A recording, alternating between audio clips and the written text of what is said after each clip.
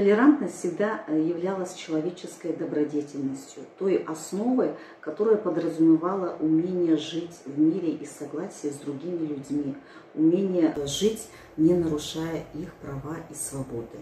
То есть толерантность всегда была в истории основой демократии. Еще наш великий казахский мыслитель Абай Кунанбаев писал: «Адамның баласы бауырым, дитя человеческое, твой брат». Тем самым казахский поэт призывал людей жить в мире и согласии с представителями другой культуры, другой конфессии, носителям совершенно различных других обычаев и традиций. На сегодняшний день, мне кажется, это умение не хватает нашему современному обществу, умение услышать друг друга.